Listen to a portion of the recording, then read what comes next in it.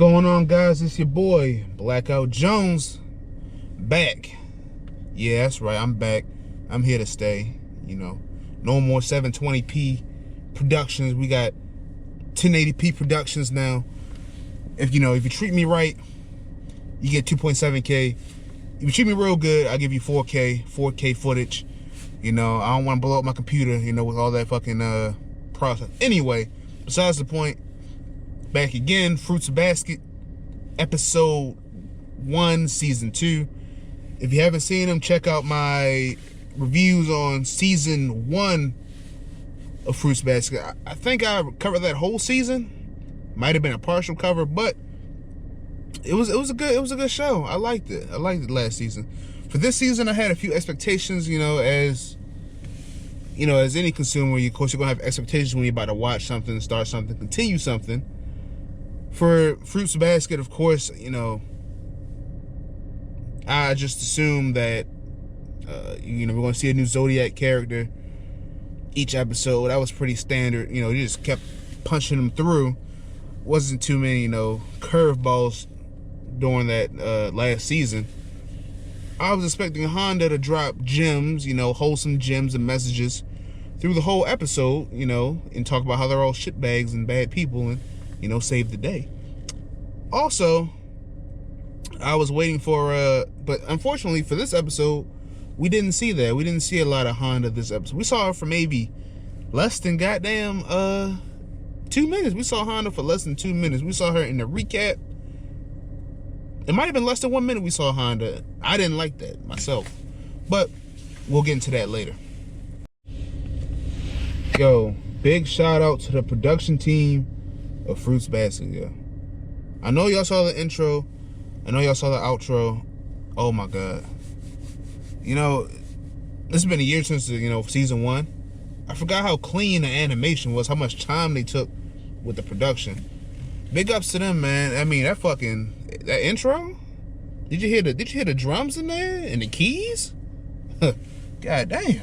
And when the beat dropped, oh man. I don't know what they saying, but I know, just all the production and the vocals, just like, give me a good vibe, man. Give me a good vibe. Outro was very mellow. I liked it, no complaints about that. That was also hard.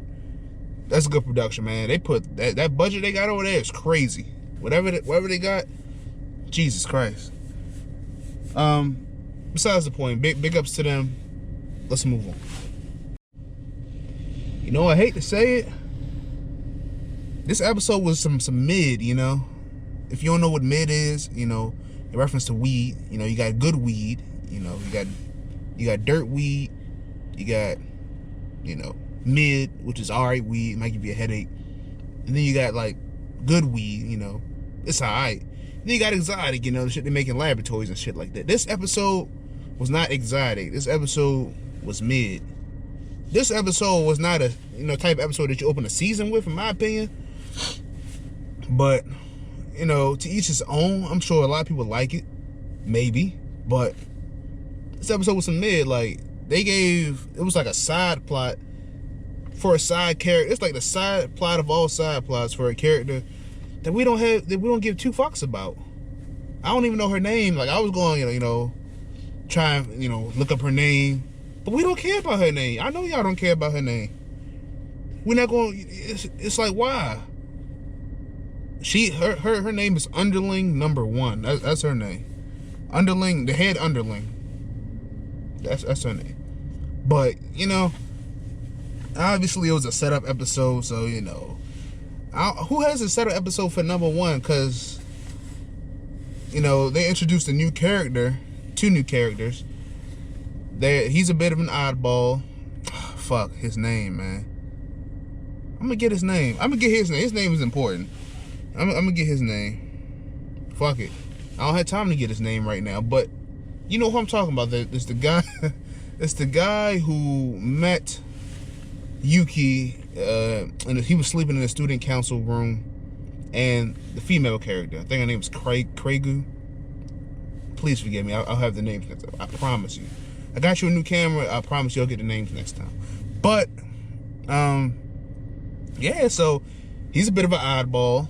I think he has a crush. I got a bold take here, but I think he has a crush on Yuki.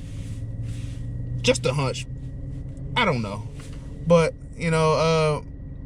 is he a zodiac? I don't. He's probably like a hunter or something like that. He's probably like hunting zodiacs or something. I haven't read the manga. I'm spitballing, but I think it was an alright episode. I'd like to see where they're going to take it with these two new characters. Obviously, they're a tandem, and there's one thing you didn't know, or you might have forgot about. They had a scene in episode 25 of season 1. They were on the steps and they were talking about Yuki, or he was talking about Yuki, and it's like, why would you put that in there? So I think they're going to be a big part of this season. That's what. Because why would you bring like two new characters in? We don't know their names. Why would you bring them up in the last episode of season 1? Just for 2 seconds, obviously it's just like it's gonna be a big thing with them. I'll get their names next time, but the female, she's bland, and the other guy's all the personality. Was he funny? He's pretty cringy. That's what they were going for, and they got that effect. He was cringy. He made Yuki cringe. He made me cringe. I was squirming as I watched him. But 2 new characters, a good setup episode. Need more Honda. I almost forgot, as I was talking about all these side characters, they gave us a side plot with the female. It's like, we know you wanted to set up this plot with the 2 new characters, but he has to devote the whole episode to the head underling. I mean, I thought maybe that Honda would, drop some knowledge on her, give her a good message, talk about how much of a shitbag she is, and I thought she maybe had like a trouble past or something. But I don't think we're gonna see her backstory yet, because like as of now she's a pretty shallow character, and all she does is just fantasize about Yuki. So it's odd. I didn't want to see her that much. I know y'all didn't want to see her that much. If you did, comment down below, tell me why you wanted to see her in the episode. Yeah, so that's my thoughts on her. But overall, it was a good episode. Happy that it's back. Happy the spring season is here. One thing I realized is that I feel as though, well, I haven't read the manga. If you read the manga, you know. But I don't think that Honda is going to get with either of these guys. In my opinion, I don't think she's going to. I think she's strictly platonic. I don't think she has a romantic bone in her body. She loves him like, friends, platonic love, stuff like that, like their brothers, or brotherly love. I forgot the Greek name for it. You probably know. But yeah, I don't think it's that type of series. I think it's a wholesome series. I think it's a wholesome, message-driven series. Not too much romance going on here. But I'm not worried about that, because we have Kaiga-sama, Love is War. That's going to be this season. So I think some other shows that, have some romance in it. So, we'll go ahead and watch those also. With this channel, I'm hoping to be pretty consistent. I want to be more consistent. Because last year, I was, had some good episodes. I got in the hundreds last year, I got in the hundreds with some views. I want to get back there. Make sure you, like, comment, subscribe. There was a topic I wanted to get to.